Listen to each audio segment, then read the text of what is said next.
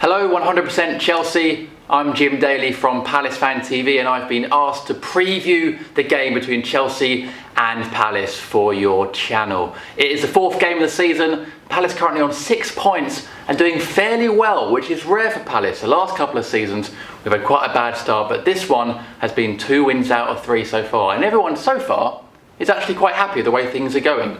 Now, last season, of course, we played Chelsea twice, lost to them both times, but the second time at Stamford Bridge, Palace gave a good account of themselves. And yes, it was the game that won Chelsea the league, but Palace did pretty well, and of course only lost to a dodgy penalty that Hazard won and then scored. So Palace are probably going to go into this game with quite a bit of confidence. Now, firstly, there's no John Terry.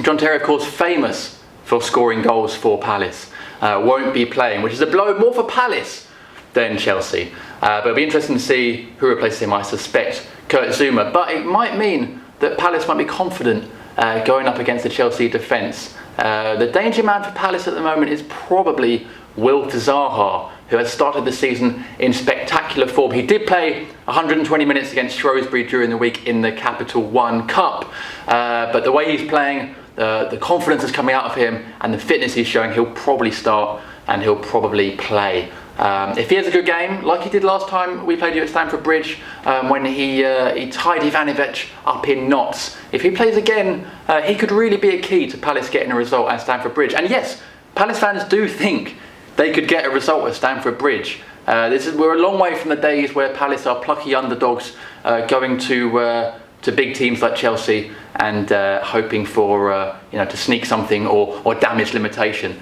This is a new Palace. This is a confident Palace with a good team, a good squad, a lot of options in depth, and a lot of confidence.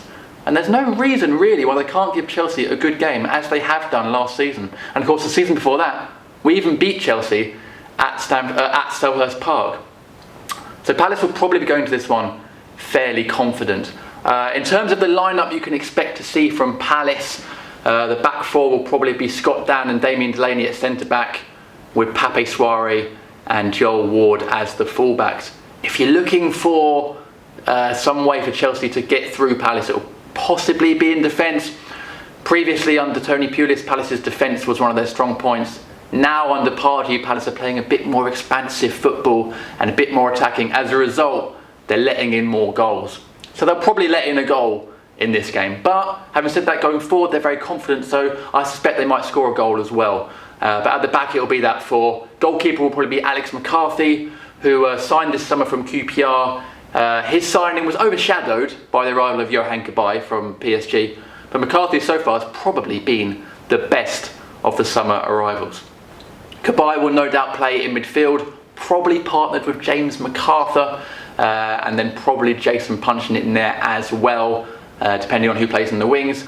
The player I'd like to see play in midfield is Jordan Much, who signed from QPR in January of this year. Hasn't played much, there you go, a little pun for you, but when he has, he's been very competent and looks like a very intelligent player. In fact, one of his best games came at Stamford Bridge last season when Palace lost 1-0. He has played well when called upon this season, in fact turned the game when we beat Aston Villa last week at Selhurst. So if he plays, he could well be a key to Palace getting something from this game.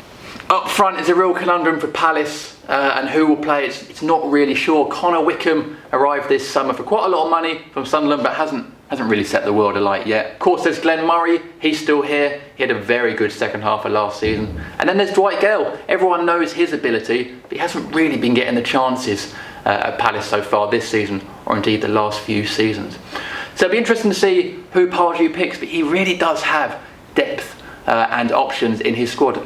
Arguably one of the best squads Palace have ever had, and one that's brimming with confidence. So don't expect Palace to roll over for Chelsea this week. It certainly will be tough, obviously, for us, and Chelsea are a very, very good team and Premier League champions. I mean, maybe you could do us a favour. We did let you win the league at Stamford Bridge last time we played you, so maybe return the favour and let us have a point, or maybe 3, depending on how generous you're feeling. So that's my preview of the game. I'm sure it's going to be a very good one. I think it's going to be quite close. I suspect possibly a 1-1 draw, or maybe Chelsea will nick it 2-1. But I certainly think it's going to be very close. And to be honest, it's one of the ones I could see Palace nicking. Every season Palace have a big result against a team. We beat Man City last season, beat Spurs, beat Liverpool twice. I suspect maybe Palace could sneak something, but it'd be very close. Thank you very much for asking me to preview this game. If anyone's interested in Crystal Palace, then you can subscribe at PalaceFanTV for all the latest stuff. And I'll see you again soon. Ready, a must-win game for Chelsea. Right. In terms of us